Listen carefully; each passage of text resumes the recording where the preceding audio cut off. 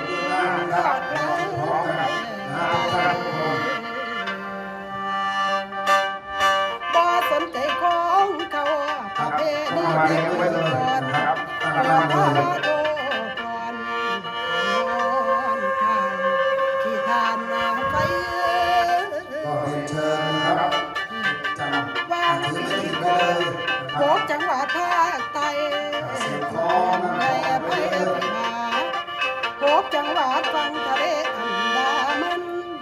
สั่นสะเทือนโหครับอธิษฐานอธิษฐานเกิดเป็นฟองทะเลบาคนนี้ตายอนละมันนี่เด้อแม่นี่รับเป็นสัญญาณเสร็จแล้วก็ให้เจ้าภาพข้าท่านสอนเราให้เป็นเพียงเพื่อพัฒนาดูสีลงทางของหลวงปู่นะครับโลกมนุษย์ชมพูสิบ่มีต้นไม้ธรรมชาติสิแปรปรวนป่าสงวนไปทำลายไปผู้ล้วน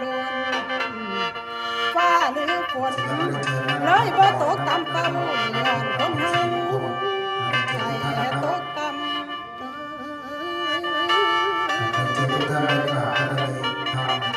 แม่ตั้งแต่ผู้มาคาลังยังไว้เลยรักษาและพระมหาปราณีเพื่อบูชาอันปฏิสถานรูปเหมือนองค์หลวงปู่หน้าตักเก้านิ้วอันเป็นสิ่งที่มงคลที่จะให้ศิษยานุศิษย์ลูกเพื่อขัดเทียนขององค์หลวงปู่นั้นได้นำไปสักการะบูชาเพื่อปรารถนาความปรารถนาทุกประการที่เป็นสิ่งหาที่พึงปรารถนาในองค์หลวงปู่วันนี้เทพเจ้าเราเทวาสิ่งศักดิ์สิทธิ์พระพุทธเจ้าที่พระพุทธเจ้าจะได้อาราธนาอัญเชิญท่านทั้งหลายตามเสด็จในดวงศีลดวงธรรมองค์หลวงปู่เจ้าพระผู้ขอได้รับให้มาปกปักรักษาในพิธีเททองหล่อรูปเหมือนเข้าองค์จริงองค์หลวงปู่เจ้าแห่งวัดโสดารามแห่งนี้บัดนี้พร้อมแล้วเชิญท่านได้กราบพระรัตนตรัย